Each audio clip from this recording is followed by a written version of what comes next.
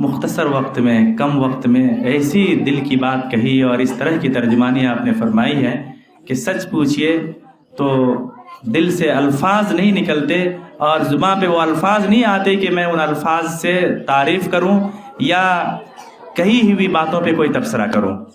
بس دل کی گہرائی سے میں شکریہ ادا کرتا ہوں، اور خاص طور سے کلمہ تشکر کے لیے ہم نے صدر مجلس سے درخواست کی، ان کا کہنا ہوا بلکہ حکم ہی ہوا کہ وقت زیادہ ہو چکا ہوا ہے اور چند کلمات کہہ کر کے مجلس کے اختتام کا اعلان کر دیا جائے۔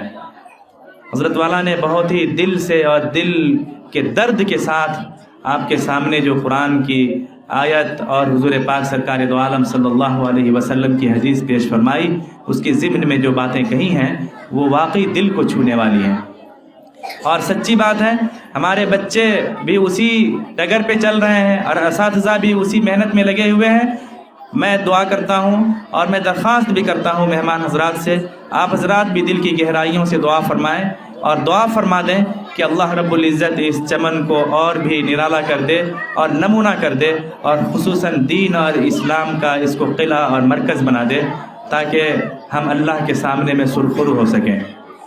یہ کتبے اور یہ جتنے بھی فریمنگ کی ہوئی ہیں اور جتنے کتبے لگے ہوئے ہیں، الحمدللہ اس میں کچھ نہ کچھ باتیں ایسی لکھی ہوئی ہیں جو سبق آموز ہیں ان بچوں کی جانب سے۔ بچوں میں ایک آواز لگائی گئی ہے کہ بچوں، یہ ایک حال آپ کا تیار ہو چکا ہوا ہے، اس میں آپ کی بھی قربانی کی ضرورت ہے۔ ہمارے بچوں نے ہم سے 2 قدم آگے بڑھ کر کے ہمارا ساتھ دیا اور یہ کہا کہ ٹھیک ہے، ہم سب آپ کے شانہ بشانہ چلنے کے لیے تیار ہیں، حکم ہو کیا کرنا ہے۔ یہ جتنے بھی فریم ہیں، ہر فریم ایک بچے کے نام سے ہے، سب نصیحت کے سامنے میں اور اس کے نیچے میں کسی بچے کا نام لکھا ہوا ہے۔ وہ بچوں کے خرچ سے یہ فریمنگ کی گئی ہوئی ہے جو نصیحت آموز ہے، کہیں پہ کچھ لکھا ہوا ہے، کہیں پہ کچھ لکھا ہوا ہے۔ جیسا آپ نے فرمایا، عقابی روح جب بیدار ہوتی ہے جوانوں میں، نظر آتی ہے ان کو اپنی منزل آسمانوں میں۔ اپنے عزائم بلند ہونے چاہیے، عزائم بلند ہوں تو پرواز میں دقت نہیں ہوتی۔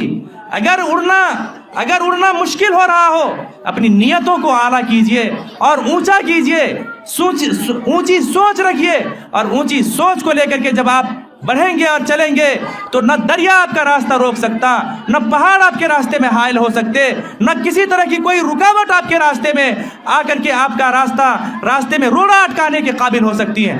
بلکہ آپ کے جب عزائم ہوں گے، آپ اڑتے چلے جائیں گے، آپ بڑھتے چلے جائیں گے، اور جس منزل پہ آپ کو پہنچنا ہے اس منزل پہ آپ پہنچ کر کے دم لیں گے۔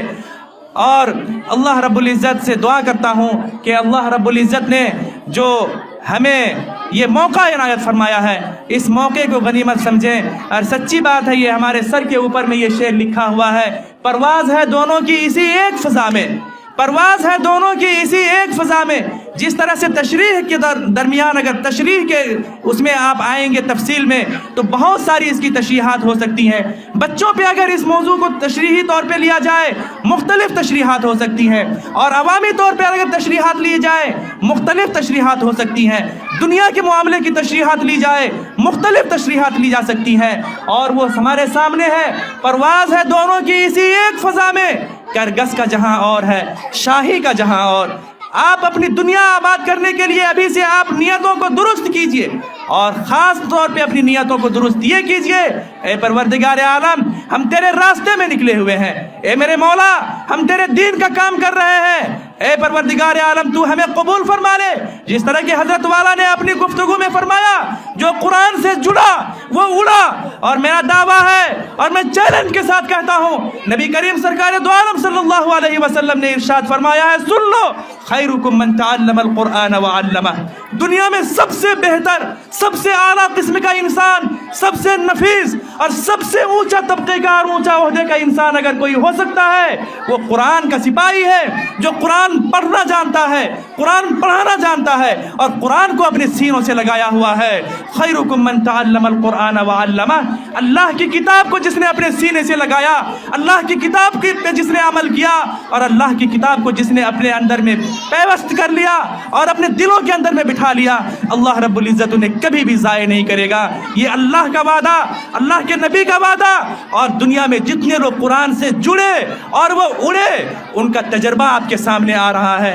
آپ بھی دعا کیجئے اللہ رب العزت ہمیں قبول فرمائے اور ذمہ داروں کا سایہ آپ کے سر پہ تادیر رہے، اور آپ کے یہ مہمان دور دراز سے تشریف لائے ہوئے ہیں، راجستھان سے تشریف لائے ہوئے ہیں، دہلی سے تشریف لائے ہوئے ہیں، آپ کو دیکھنے کے لیے، آپ کو سننے کے لیے، آپ کو دعائیں دینے کے لیے۔ آپ وہ دعا لیں اور دعا کی برکت سے اور دعا کی بنیاد پہ آپ یہ بھی اللہ سے امید رکھیں کہ اللہ رب العزت ہمیں بھی چمکتا دمکتا ہوا چاند اور سورج بنائے گا۔ میں انہیں چند کلمات کے ساتھ آپ حضرات سے رخصت ہوتا ہوں۔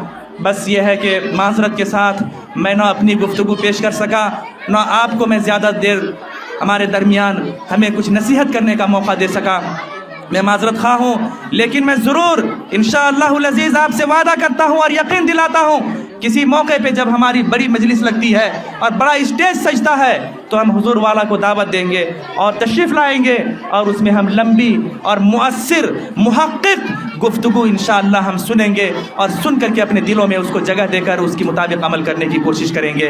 انہی چند کلمات کے ساتھ آپ حضرات کا کتنا شکریہ ادا کروں، جتنا بھی ادا کروں کم ہے، نہ مجھے الفاظ مل رہے ہیں، نہ میری زبان اجازت دے رہی ہے کہ میں کیا کیا شکریہ ادا کروں۔ بس اتنا ہی کہتا ہوں، اللہ آپ کے آنے کو قبول فرمائے، اور میں اللہ سے دعا کروں گا کہ بار بار آنے کا موقع نصیب فرمائے، آپ کے قدم قدم پہ اللہ رب العزت نے کیا لکھیں۔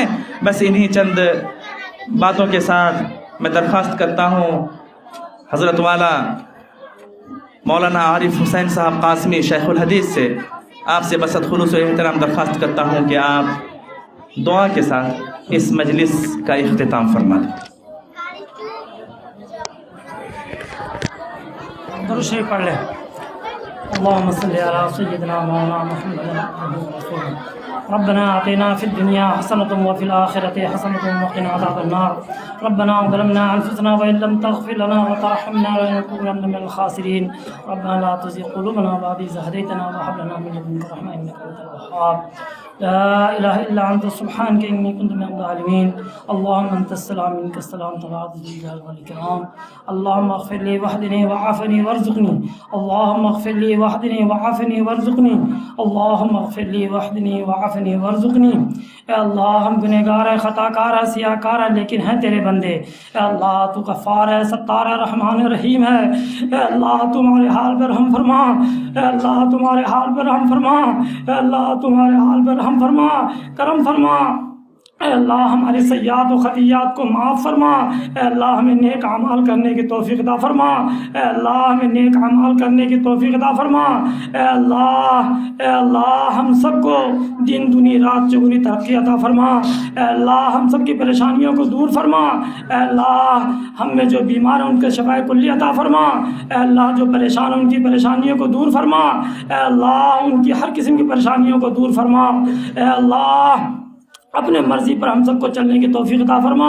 اے اللہ اپنی مرضیات پر ہم سب کو چلنے کی توفیق عطا فرما۔ اے اللہ وہ راستہ جو ہمارے نقصان دہ ہے اے اللہ اس سے ہمیں بچا لے۔ اے اللہ یہ ادارہ سیدنا بلال جس میں ہم لوگ بیٹھے ہوئے ہیں اے اللہ ان کی ہر ضروریات کو اپنی غیب سے مدد فرما۔ اے اللہ ان کی ہر پریشانیوں کو دور فرما۔ اے اللہ آج مدارس پہ، مکاتب پہ، خانقاہوں پہ، مساجد پہ جو لوگوں کی بری نگاہیں ہیں اے اللہ اس سے ہم سب کی حفاظت فرما۔ اے اللہ ہم سب کی حفاظت فرما۔ اے اللہ یہ ادارے جس میں اے اللہ تیرا اور تیرے رسول صلی اللہ علیہ وسلم کا نام لیا جاتا ہے اے اللہ جہاں پر قرآن کی تعلیم ہوتی ہے اے اللہ جہاں پہ رسول اللہ صلی اللہ علیہ وسلم کے اقوال و افعال و اعمال کے تذکرے ہوتے ہیں اے اللہ اس ایسے اداروں کو نظر بد سے محفوظ فرما۔ اے اللہ حاسدین کی حسد سے محفوظ فرما۔ اے اللہ شیخوں کی شرارت سے محفوظ فرما۔ اے اللہ ہر قسم کی برائیوں سے محفوظ فرما۔ اے اللہ اے اللہ اے اللہ اے اللہ ہم سب کی حفاظت فرما۔ اے اللہ اس ادارے میں اور جتنے دینی ادارے ہیں ان میں کام کرنے والوں کی اپنی غیب سے مدد فرما۔ اے اللہ آج ان کو لوگ نیچی نگاہ دیکھ رہے ہیں، لیکن اے اللہ تیرا فرمان ہے، تیرے نبی کا فرمان ہے کہ وہ سب سے بہتر ہے جو اس کام کو کرنے والے ہیں جو اس ادارے میں ہو رہا ہے۔ اے اللہ ان کے مقام کو، مرتبے کو لوگوں کی نظر میں بلند کر دے۔ اے اللہ تیرا کام سارا تو کن فیکن کے ذریعے ہوتا ہے۔ اے اللہ تو ایسی ارشاد فرما دے۔ اے اللہ ہم سب کی پریشانیوں کو